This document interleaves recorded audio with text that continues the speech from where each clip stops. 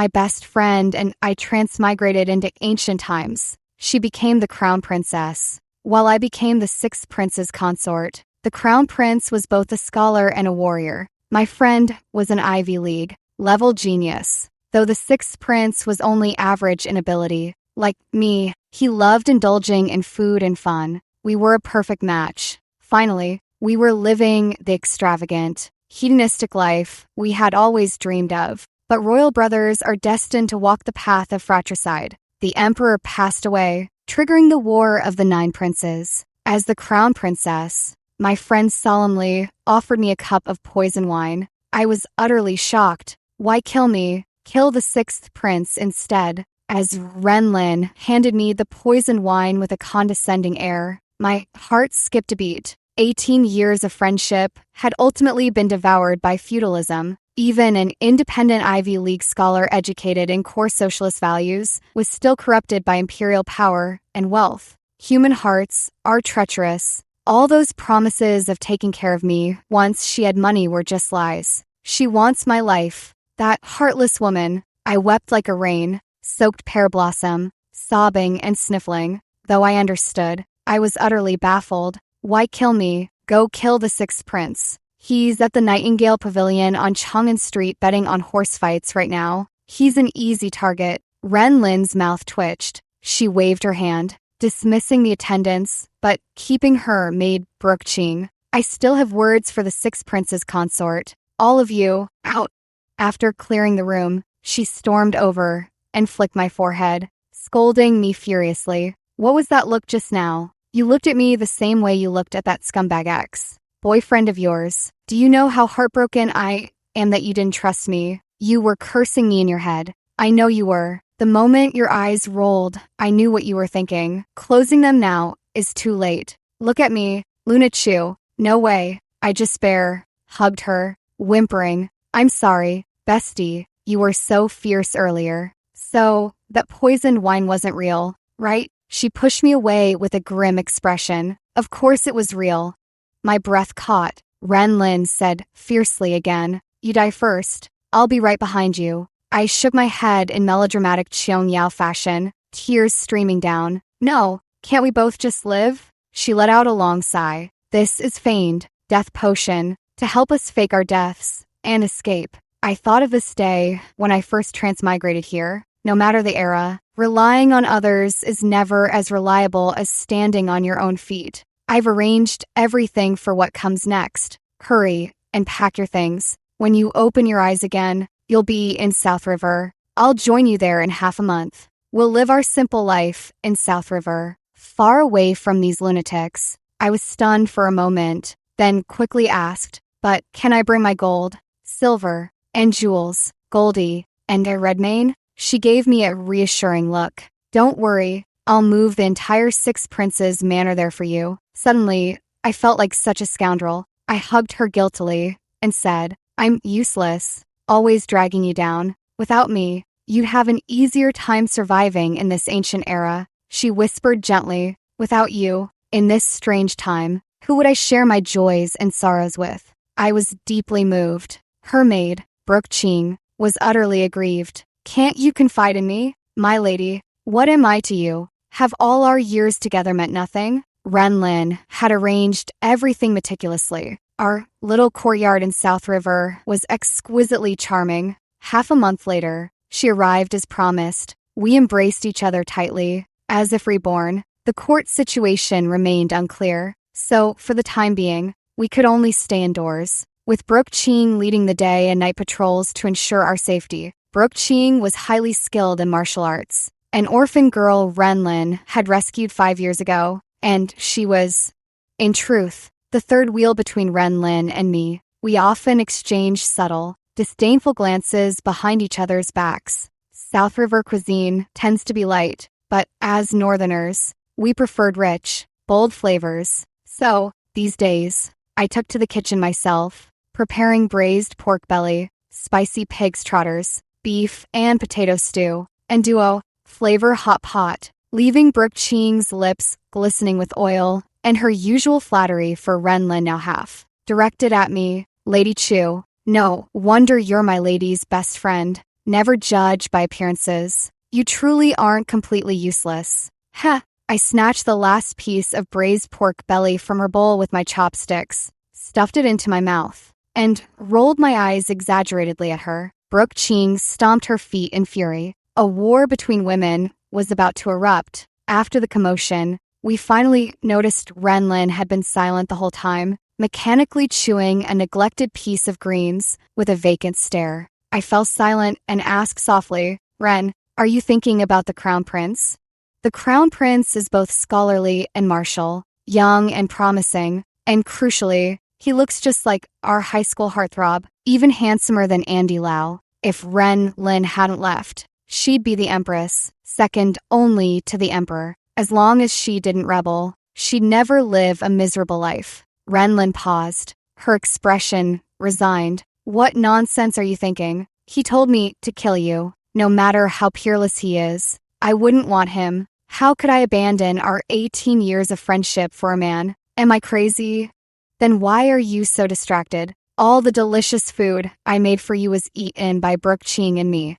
She frowned. "Something feels off. Your suspicion was valid. Why would the Crown Prince kill the Sixth Prince and target you as well?" I pondered. "Since we're close, was he testing you, fearing you might side with the Sixth Prince?" Brooke Ching exclaimed softly. "The Crown Prince isn't that kind of person." I shot her a glare. "Whose side are you on? Defending him?" Brooke Ching pursed her lips. "He usually eliminates anyone he suspects without hesitation, never wasting time on tests." I fell silent. Ren Lin leaned back irritably for a nap. "Forget it. I must be overthinking." Half a month later, the Crown Prince ascended the throne, pardoning the realm, yet executed his closest ally, the Third Prince, and displayed the severed head as a warning. We waited and waited, but no news of the Sixth Prince's death arrived. Brooke Ching lost patience and went out to gather information. She returned, her face full of hesitation.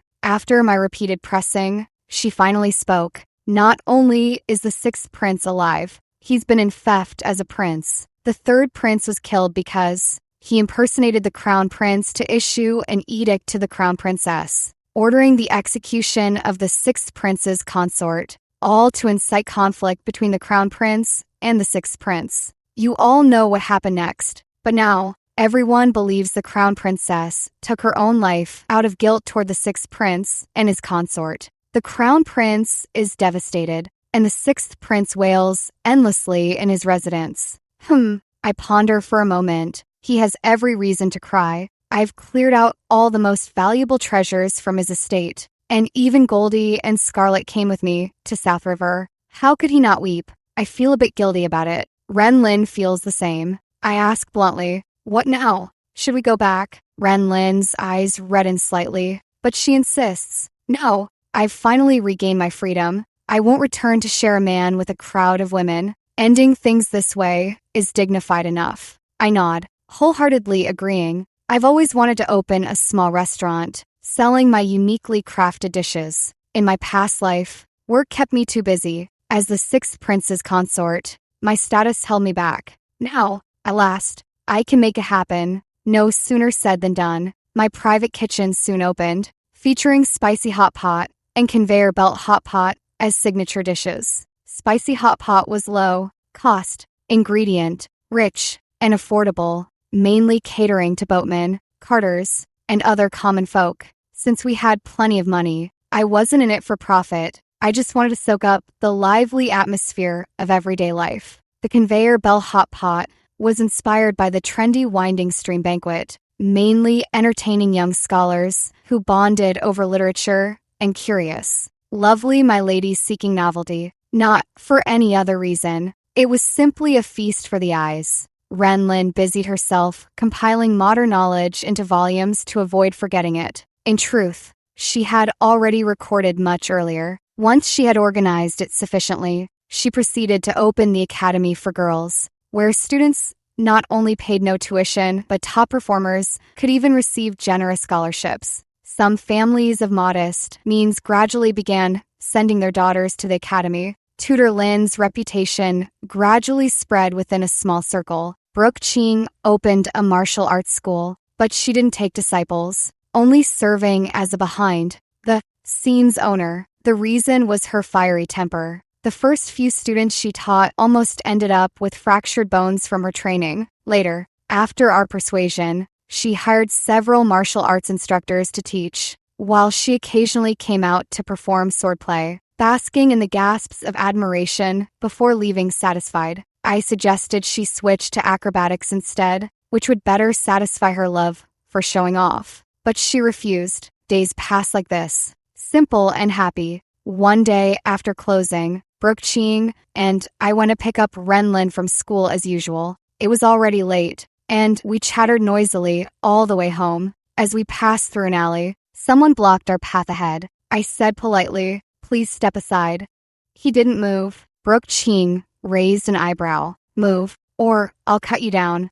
In the dim light, a faint glimmer passed through the man's eyes. He cleared his throat and looked directly at Renlin, who stood between the three of us. He asked, "May I ask, Miss, do you know how to make a crystal glass lamp?"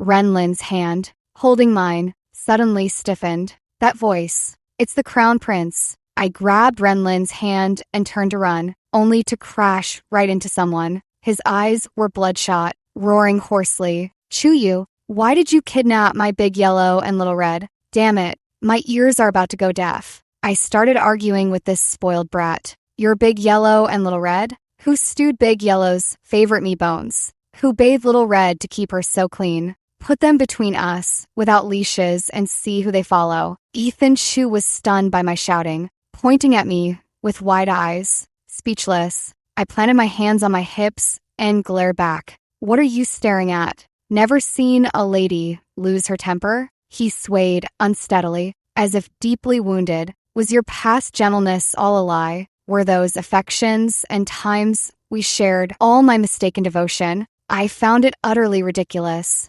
Love? When was there ever love between us? Have you forgotten how we ended up together? You didn't want to marry, and I refused to wed some old man. We just settled for each other. All these years, I've managed your household, raised that horde of bizarre, hideous creatures you scavenged from who knows where. Do you have any idea how exhausting it's been? Did you ever once ask? I've been bitten 15 times by your little flower snake, nearly gored to death by your pangolin, and that damned monkey. It stole my huge, glowing luminous pearl. And what did you say? You told me not to fuss over it. Ha! The very next day, I pried the Eastern pearl off your court hat and tossed it into its cage. When your brother scolded you till you shrank like a quail, why didn't you tell him not to fuss? You stir up trouble everywhere you go. How many times have I apologized on your behalf? How many gifts of appeasement have I made? Do you know the noble women all over the capital look at me with pity? And I won't even start on your bottomless stomach. Every time, you sniff your way over, devour everything, and leave without a word. I have to sneak around just to cook in my own home. And during the perilous 9 princes' struggle for the throne, you left me alone at home without even sending a few guards. Going off to the Nightingale Pavilion to gamble on horses. You clearly didn't care whether I lived or died. Even now, with me standing alive before you, the first thing you ask about is actually Big Yellow and Little Red. I've said my piece. Ethan Chu was utterly flustered, at a complete loss. And no, that's not how it was. A cold voice cut him off. Silence. The Crown Prince rebuked. Your recklessness has wounded your younger brother's wife so deeply, and even dragged your imperial sister in law into running about for your sake. You've truly asked for a beating. The Crown Prince waved his hand, and 2 shadow guards immediately emerged, dragging Ethan away like a dead dog, followed shortly by the sound of brutal strikes and pained cries. The Crown Prince said to Renlin, "The 3rd Prince forged my decree, causing you and your younger brother's wife such hardship. My apologies. Now that matters are settled, return with me." Renlin remained silent. The Crown Prince said softly, "I have no vices, unlike the 6th Prince who causes his wife constant worry." Renlin nodded. "That's true." The Crown Prince added, "I have overseen all matters great and small in the household, never letting you toil like younger brother's wife." "That is indeed true, Crown Prince. After Father Emperor passed, I assigned my personal shadow guards to you. No assassin in the capital could lay a hand on you. Ren Lin said expressionlessly. You have been very good to me. The crown prince's voice grew even softer. No, I haven't been good enough, which is why you wish to leave me. Ren Lin let out a soft laugh. I shuddered involuntarily. She said, our marriage was decreed by the late emperor. The one you truly wanted as crown princess was not me, but Grand Tutor Zhao's fourth daughter. Was it not? For the first 3 days after our wedding, you never once stepped into my chambers. It was only on the 4th day, when you saw my face and realized I bore a striking resemblance to Lady Iris Zhao, that you were willing to play the devoted husband before others. The crown prince's face visibly paled. Ren Lin continued, I've heard and witnessed the tale of the substitute resembling the beloved. It brings me no sorrow, nor do I feel you've wronged me. I insisted on leaving you because, while you possess grand ambitions and great strategies, I too have my own aspirations and depth. If I remained your empress, I would spend the rest of my life confined within the palace walls, caring for your concubines and children, placating the court and the harem, becoming nothing but a flawless, noble accessory. Aiden Chu, I refuse. The crime of deceiving the emperor is mine alone to bear. I willingly accept death, and beg your majesty to spare Brook Qing and Ren Lin. As Ren Lin moved to kneel, Aiden Chu raised a hand to stop her. Ren, if you change your mind and return to the palace with me, I will pardon everyone. Silence fell. At that moment, Brook Qing, who had been hiding, suddenly threw a smoke bomb, filling the air with dust in an instant. Brook Qing grabbed Ren Lin and me, one in each hand, and fled swiftly using Qinggong, all while muttering angrily, My foot. Ren Lin's luck was slightly better than mine. She transmigrated as the daughter of Prime Minister Lin, who doted on his child obsessively and arranged the finest marriage in the realm for my Lady Ren. Ren Lin was erudite and talented, deeply cherished by Prime Minister Lin and the Emperor and Empress. After marriage, she and the Crown Prince treated each other with the utmost respect and harmony. I transmigrated into the daughter of a concubine of the Vice Minister of Rights. The first wife was cruel, and I often suffered under her torment. If not for being recognized by Ren Lin at a flower banquet, I might have met an early demise like the original owner. Through her introduction, the sixth prince and I fell in love at first sight and smoothly married. I breathed a huge sigh of relief, not having to marry the old man the first wife had arranged for me. The sixth prince was young and handsome. On the day of our return visit, he punished the first wife and my legitimate sister, avenging me fiercely. I was grateful to him and willing to be a good sixth prince's consort. But later, I realized things don't always go as one wishes. After marriage, the sixth prince gained the confidence of the emperor, empress, and crown prince, becoming even more unrestrained. Buying pets but not caring for them was routine. Cockfighting, horse racing, and reckless spending became his habits. I spent every day chasing after him to clean up his messes, covering for him before the emperor, empress, and crown prince, apologizing to offended brothers and ministers on his behalf, and repaying his various debts. His investment vision and management skills were severely lacking, so most of his shops operated at a loss. I had little dowry, and most imperial gifts received during festivals couldn't be liquidated. Thus, my life was far from glamorous, and I occasionally had to rely on subsidies from Ren Lin. Yet, I still believed it was worth it. That was until he was deceived into accepting a bribe of 30,000 taels of silver. When it was exposed, the emperor flew into a rage and tried to punish me for failing to dissuade him. It was only after Ren Lin and the crown prince uncovered the truth that I was pulled back from the brink of death. I was utterly terrified and didn't speak to him for days. He went from guiltily trying to please me to flying into a rage. One night, dead drunk, he blurted out what he'd always kept buried inside. If I hadn't saved you back then, who knows if you'd even be alive now? How dare you give me the cold shoulder? I gave you food, drink, and shelter. Everything you do for me is only what you owe. I neither take concubines nor visit brothels. I've given you enough face. Ask anyone in the capital how many men are as self disciplined as I am. My older brothers all have wives and concubines galore. Chuyu, don't you dare push your luck.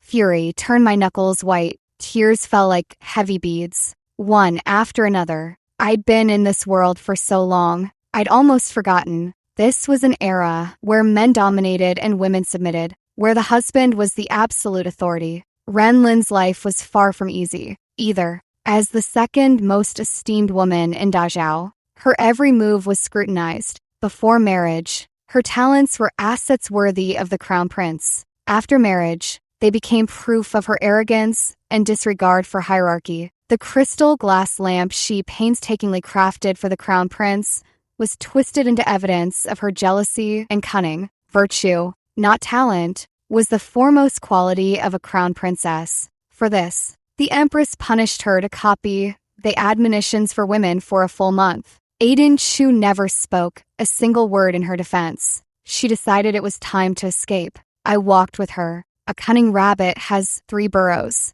Renlin had not only secured a residence in South River, but also had safe houses scattered across the realm. There was no time to pack our belongings from this state. But luckily, the clever dog, sensing our prolonged absence, led the pony out through the back gate and waited for us at the usual spot. However, not long after we left the city, something tripped us up. Literally, under the cover of a moonless, windy night, I stumbled over an uneven patch on the road and fell. When I reached back to touch it, the object was still warm. Startled, I lit a match and gasped, instinctively clutching Renlin's skirt. Holy cow, it's your husband. As Renlin and I stared in shock at the crown prince, his head covered in blood, Brooke Ching tugged urgently at my shoulder. I turned to look, and she nudged her chin toward a writhing, indistinct shape in the grass. Your husband's over there too. Ethan Chu still wasn't quite dead. He wept weakly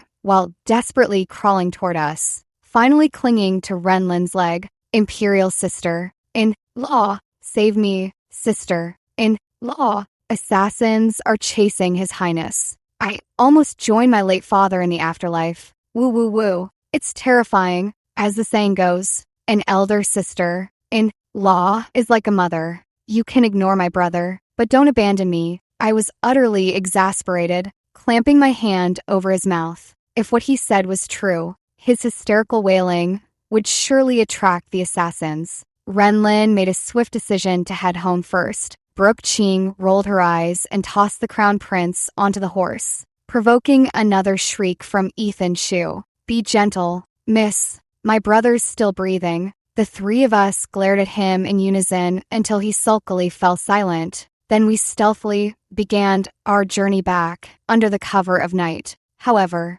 fate had other plans. Before we'd even traveled half a mile, black, clad assassins surrounded us. Brooke Ching took the initiative, spinning into action to confront them, holding her own against 10 opponents without yielding. But neither of us knew martial arts. Ethan Chu was injured. His brother's fate was unknown. We were all liabilities. In the heat of the moment, Big Yellow suddenly leaped out, tracing a powerful arc through the air, and directly snapped an assassin's neck. Then it let out a long, howling cry toward the sky, and soon barks echoed one after another from afar. Before long, numerous canine companions of Big Yellow came rushing from all directions. Just by the numbers, we had already won. The assassins, inexperienced in fighting dogs, were clearly overwhelmed. Brooke Ching and Big Yellow coordinated seamlessly, seizing the chance to eliminate every last one, leaving no survivors. The Bark Brigade saved the day. Ethan Chu hugged Big Yellow's head, wiping away tears. My Big Yellow, Dad didn't spoil you for nothing. After all the effort I put into raising you from a pup, I'd had enough of his nonsense and pulled his ear while giving him a kick. Big Yellow also shook its head disdainfully, nuzzled my hand, panting heavily with its tongue lolling out. I ruffled its head. We'll go back and stew some bones for it. Tonight's back. And fourth took a long time, and upon returning home, I had to tend to Aiden Chu's injuries. He had been wounded for too long, lost too much blood, and had some infection. Now, he was running a high fever, pale-faced, in very poor condition. We stayed by his side, awake through the night, He is a diligent and capable good emperor. In a turbulent dynasty, it is the common people who suffer, so he cannot die. Fortunately, he has always been in good health. And the superstitious Ethan Chu spent the whole night calling back his soul. By dawn, his complexion had improved, though he still hadn't woken. The physician said he might remain unconscious for some time and would need careful nursing in the coming days. Ethan Chu seized the chance to linger, leaning by the bedside, insisting he would care for his brother alongside his imperial sister-in-law. Renlin coldly cut him off. I am no longer your imperial sister-in-law. Ethan Chu teared up. My brother might not be my brother, but you will always be my imperial sister-in-law. He swore oaths and promised to eat little and work hard, so we reluctantly let him stay. After all, sending him to the capital with a letter, with his wits, he'd never make it out of South River alive. Ren Lin wrote to Prime Minister Lin, urging him to quickly dispatch officials and imperial physicians to South River to retrieve the two brothers. Back when they faked their deaths to escape, Prime Minister Lin had tacitly agreed. His daughter's unhappiness had tormented him day and night. According to Ethan Chu's confession, they had informed no one of this southern journey, instead deceiving the court by claiming they were visiting the imperial tombs to pay respects to the late emperor. Currently, Prime Minister Lin is overseeing state affairs, with the Empress Dowager acting as regent. Ren Lin grew anxious. This is a disaster. What were they thinking? Putting my father in charge? If he wakes up a few days later, my father will have embezzled everything down to his underpants. At that point, my fake death will turn into a real one. I was utterly exasperated. Can't you tone down that loyal, patriotic scholar, official virtue of yours? Think differently. Why not rebel with our father? You could become crown princess, and just appoint me to some official position. Brooke Ching surprisingly agreed. Exactly. I want to be the Northern Expedition General. Ethan Chu timidly interjected. Are you all forgetting I'm a person here? Big Yellow let out a timely bark. Seizing the chance, I gave it another kick. It didn't dare resist, pouting in grievance. A few days later, we received a carrier pigeon message from Prime Minister Lin, scrawled in flamboyant handwriting. Remnants remain unsettled. Stay calm and patient. Hold steady. Talk later. Ethan Chu was the first to panic. Is Prime Minister Lin abandoning us? He wouldn't actually rebel, would he? Imperial sister-in-law. Let me say this up front. No matter what, I'm your brother-in-law. You've got to plead with Uncle Lin not to strip me of my title. Ren Lin couldn't be bothered to respond to him. I was genuinely exasperated and patted his shoulder. Having you is truly your brother's blessing. He eagerly reached for my hand. Honestly, I'd be fine siding with you, madam. Get lost. Ren Lin explained that Prime Minister Lin was being thorough. Sending a high-profile delegation south would only expose Aiden Chu more easily. It was better to recover discreetly and wait until healed. None of the assassins from that day were left alive, and with the third prince dead, his remaining followers couldn't stir much trouble. They lacked the manpower or energy to comb through all of South River, so our residents remained quite safe. To avoid arousing suspicion among the neighbors, we carried on with our lives as usual. Ren Lin was more exhausted than usual, distrustful of Ethan Chu's clumsy strength and recklessness. She took on most of the caregiving duties for Aiden Chu herself. I couldn't bear to see Ethan Chu idle, so I made him a face mask, dressed him in coarse clothing, and put him to work as my shop assistant. Within days, this once pampered scion of nobility had visibly lost weight, yet brimming with innate energy and focus. He never complained of fatigue. Instead, he threw himself into the work with relish. The only issues were his habit of sneaking bites from the kitchen's dishes and reviving his old hobby of collecting pets. He couldn't bring himself to kill the bugs he found while washing vegetables, so he carefully housed them in a wooden box. This time, though, it wasn't my concern. He gathered fresh leaves to feed them himself, eagerly updating me each day on which ones had grown bigger. He had a gift for finding joy in the simplest things. In that way, we were quite alike. A few days later, around noon, A minor incident occurred at my shop. While serving dishes, a man verbally harassed me. Seeing that I ignored him, he became physically inappropriate. Having been the prince's consort for so long, I'd never been insulted like this. I immediately slammed a tray over his head. He cried out in pain and lunged at me with a vicious expression. I nimbly dodged and fled toward the kitchen, grabbing whatever was on the counter to throw at him. I hurled anything within reach, but when I picked up Ethan Chu's insect, raising wooden box, I hesitated and set it down.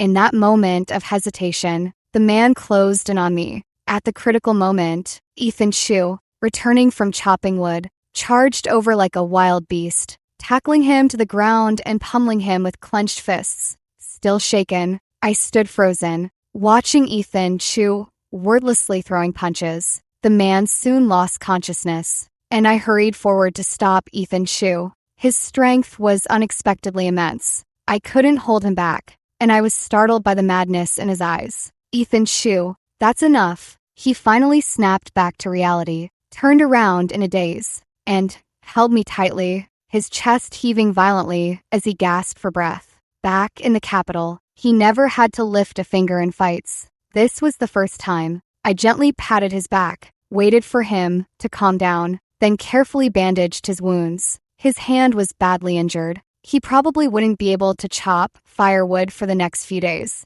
I joked, "Not bad. I'll give you a few days off." A scalding tear suddenly fell onto my hand. Ethan Chu looked at me quietly and seriously, unusually solemn. "My lady, I was wrong. I've been reckless and unruly, stirring up trouble every day, making you work hard without ever showing you a word of care.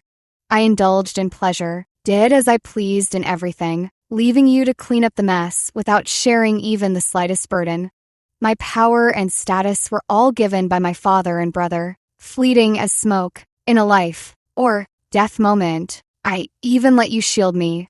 I've made grave mistakes and no regret is useless, but I sincerely wish to make amends. My lady, will you give me a chance?" I remained silent for a long time. He wept until a self-mocking laugh escaped him. "Back then, I was always the first to taste the fresh meals you prepared. I took it completely for granted, thinking it was only natural. Now that I can no longer have them, I finally understand what I've missed." I sighed softly. "Your Highness, I've long since let go of those matters you speak of." Another half-month passed, and Prime Minister Lin had thoroughly purged the remnants of the Third Prince's faction. The Imperial Guards were stationed throughout South River City, awaiting Aiden Chu's return to the capital. Yet Aiden Chu showed no signs of waking. The Imperial physicians checked his pulse 7 or 8 times a day, each time assuring us he should awaken soon and urging patience. Renlin grew so anxious that a blister formed on her lip. He can't live on liquid food forever. Lying still for too long will make recovery difficult even after he wakes. I thought she was worrying needlessly. After all, Aiden Chu was the emperor, surrounded by physicians. What could go wrong? I reassured her. With so many tending to him, he'll be fine. Let's go eat first. Renlin looked weary. If he appears sickly, I fear my vigorous father might lose his restraint.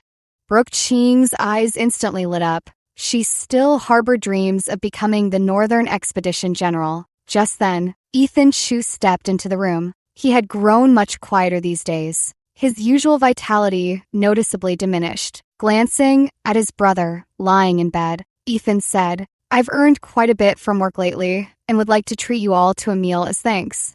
I frowned. I just finished cooking. But Brooke Ching agreed immediately. "Why eat at home when someone's treating? Let's go to the most expensive restaurant. Now." Her strength undeniable, she dragged Ren and me along, with Ethan following closely behind. Outside the courtyard gate, Ethan paused, raised a finger to his lips in a shush gesture, pointed toward his brother's room with his other hand, and winked. I understood instantly, detouring through the back door. We held our breaths and crept silently to the flower hall, peering inside. Immediately, fury surged within me. Aiden Chu, who was just lying half dead in bed moments ago, is now feasting heartily at the dining table. He only takes a little from each dish, making it nearly impossible to tell they've been touched. It infuriates me. How many meals have I eaten as his leftovers? I poked Renlin and grumbled irritably. Look at your sickly dear husband. He could devour an entire cow. Renlin's face darkened. She strode in with heavy footsteps, startling Aiden Shu into Ethan Shu, who hastily leaped away from the table. Renner, I just woke up. Would you believe me? Renlin's eyes swept over the dining table and Aiden Shu. Then she let out a cold laugh and stormed off. Sleeves flaring, I walked in and snorted coldly at him. Brooke Ching rolled her eyes and snorted coldly. Ethan Shu also snorted coldly, but was promptly kicked over by his brother. You little brat. How dare you scheme against me? Clearly, I haven't been disciplining you harshly enough. My wife won't forgive me. Yet you, full of cunning tricks, get to enjoy Imperial Sister in law's care every day. It's just not fair. Fine.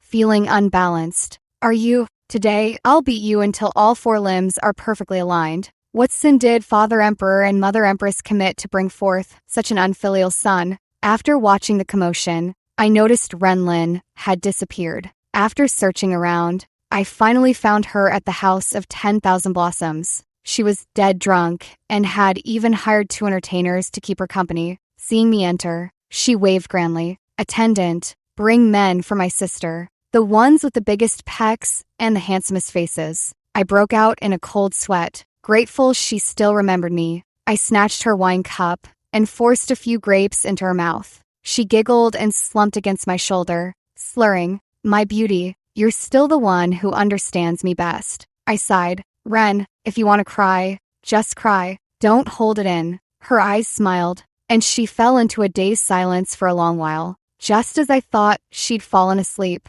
she suddenly asked, can you still recite the core socialist values? I was stunned for a moment. She added, Luna Chu, I miss home. My heartstrings were suddenly plucked into disarray. That night, Renlin personally taught the musicians the scores of the national anthem and the Army's battle hymn. We faced the pipa and roared the songs for half the night. By the late night, exhausted, Renlin insisted on picking a handsome man to sleep beside her. I had to indulge her, summoning over a dozen untouched courtesans for her to choose from. We were dead tired, forcing our eyes open to examine each one. At the last, I rubbed my eyes and mumbled drowsily, why does this man look like your husband? Renlin's face darkened. Don't mention that scoundrel. The scoundrel's expression stiffened, and he gave a light cough. I sobered up a bit, pulling Renlin a few steps back. This scantily clad man was indeed Aiden Shu. He seemed to have mustered immense courage,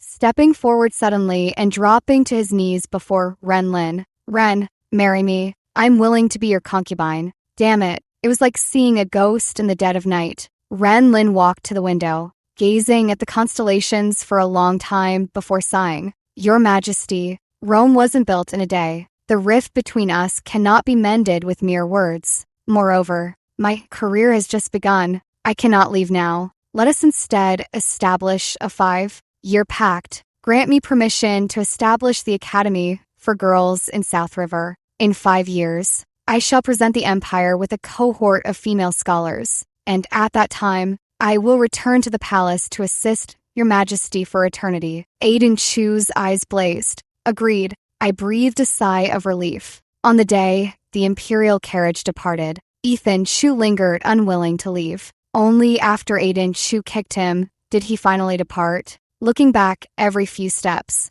the sound of hoofbeats faded into the distance, and the stirred dust settled once more. Just as I turned to leave, the distant sound of galloping horses arose again, drawing steadily closer. Ethan Chu reined his horse to a halt before me and declared solemnly, My lady, I will change. I will await you in the capital. There is one more matter I must explain. That day, I went to compete in horse racing at the Nightingale Pavilion. It was because I saw how much you adored Little Red, and I wished to win you a Little Black. But I lost. For that, I am sorry. After saying that, he blushed and hurried off to catch up with his brother. My heartstrings trembled slightly, unable to calm for a long while. Renlin covered my hand and gave it a gentle pat, but Brooke Ching felt utterly perplexed. Why is he so inexplicable? Has his mind not healed yet? In the first year at South River, Aiden Chu issued a new decree, establishing separate imperial examinations for women, allowing women to enter court service and participate in governance. Once this decree was announced, the court and country fell into chaos. With overwhelming opposition, Prime Minister Lin was the first to support it, arguing daily with those younger yet more obstinate conservatives, not just in court, but even going to their homes to quarrel, and, when tired, staging a dramatic collapse in their front halls. The officials couldn't withstand it, especially since their own daughters stood to benefit, and gradually their resistance faded. One day, the minister of the High Court removed her hairpin during court, letting her dark hair cascade down. The assembly was astonished. The minister knelt before the hall, confessing that she was actually a woman who had disguised herself as a man to enter the court. With the new decree now in effect, she was unwilling and afraid to conceal the truth any longer.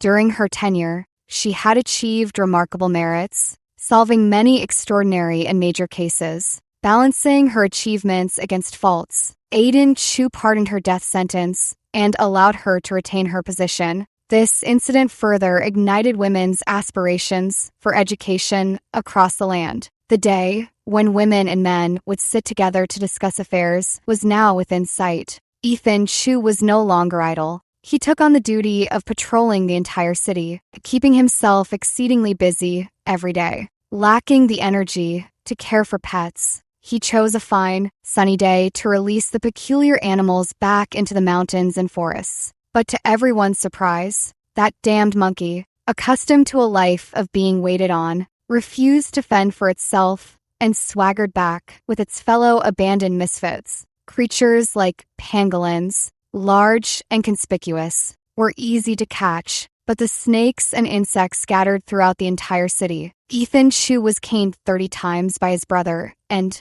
despite his injuries, dragged himself door to door, catching snakes and insects. For the latter half of the year, the most common cases handled by the Dolly Court were households reporting snake infestations and pleading for assistance. With everyone busy catching snakes, troublemakers and criminals became scarce. Couldn't this be considered another form of peace? The second year, Aiden Chu improved upon Renlin's gunpowder formula, developing more powerful hand cannons and explosives, elevating military strength further. The third year, several of Renlin's students passed the imperial exams, gradually gaining prominence in the court. The fourth year, Ethan Chu finished snake catching. Lady Iris Zhao earned her Jinshi degree and now works under the minister of the High Court. Rumors say the two are quite close. The fifth year, gossip about Prime Minister Lin and the Empress Dowager spread through the capital. Renlin could bear it no longer. She had her father knocked out and smuggled to South River. The two had a fierce argument. Prime Minister Lin, vigorous and rosy-cheeked, seemed to grow younger with age. What about the Empress Dowager? So what if she is? She's the noblest widow, and I'm the most powerful widower. We've done nothing to offend you. Renlin trembled with rage. You haven't offended me, but the late emperor's coffin lid won't stay shut. Prime Minister Lin scoffed, then found it absurd and burst into laughter, throwing his head back. Renlin fell silent in contemplation. After a long pause, she said, "Father, let me take you back to my home. Leaving you alone here, you'll never escape the fate of house raids and clan extermination." Prime Minister Lin questioned, "Your home?" Ren nodded. "It's an era where everyone is equal, a time of cultural freedom and flourishing diversity. There are no wars, the land is peaceful, and the nation thrives in prosperity." Prime Minister Lin turned pale with shock. "Stop. Your father worked diligently to climb to this high position, and you want me to live a life where everyone is equal with no servants? Are you mad? Or am I? I won't go," Ren said calmly. "It's not up to you." Prime Minister Lin's eyes darted, tears streaming down his aged face. "I never blamed you for taking over my daughter's body, fed and raised you well all these years, and now you repay kindness with betrayal. How heartless." Ren rubbed her temples in frustration. "Father, didn't we agree not to bring this up? I've told you, I didn't take over your daughter's body. I am your daughter." Just from many years later, here to fulfill filial duties for this life's version of me who died young. Stop wailing. Ren Lin locked Prime Minister Lin inside the room and emerged looking utterly exhausted. Brooke Ching and I stood side by side, waiting for her calmly. I had long been aware of Ren's plan. We had traveled to this ancient era due to the celestial phenomenon of the seven-star alignment, and only when it reappears can we return. We had nearly given up hope. But that day at the House of 10,000 Blossoms, Ren noticed unusual astrological signs and calculated that the phenomenon would recur this July, in just 10 days. Thus, the 5-year pact she made with Aiden Chu was merely a delaying tactic. Tonight, Brooke asked once more, "My lady, is it truly a land of equality and peace in your time?" Over these 5 years, she had asked this exactly 1,300 times. This was the 1,301st time. Ren nodded firmly once again and countered, "Have you made your decision?" My heart tightened. Brooke smiled, equally resolute. "I have decided. I will not go with you." "Why?" I blurted out. She gazed northward, standing with her hands behind her back, her voice softer than ever before, a poetic glimmer shining in her eyes. She said softly, "The northern hordes remain. Without the blood and sacrifice of our ancestors, how would later generations find peace? I belong to my era. I have unfinished business and cannot leave." My heart clenched, stirring a dull ache. Then, she lifted her spear, let out her warhorse, and clasped her hands toward us. "South River's damp air is too heavy. My spear will rust. I'll head to the Northlands to sharpen its edge. Brooke Ching wishes you both eternal joy." Ren Lin took off her personal jade pendant, placed it in Brooke Ching's hand, and whispered, "Farewell. May you complete the wolf Slayer ceremony and achieve perfection." 10 days later, the 7-star alignment gradually appeared. Prime Minister Lin made one last desperate plea. "Daughter, your father also has unfinished business." Ren Lin smiled gently. "Don't worry, father. I've already returned the silver you embezzled to the Ministry of Revenue. I've arranged everything for what comes next. Hurry and pack your things. When you open your eyes again, you'll be in South River. I'll join you there in half a month. We'll live our simple life in South River, far away from these lunatics." Amid his protests, the light of the Shang Dynasty grew brilliant. As we departed, I faintly heard the sound of hoofbeats approaching from afar.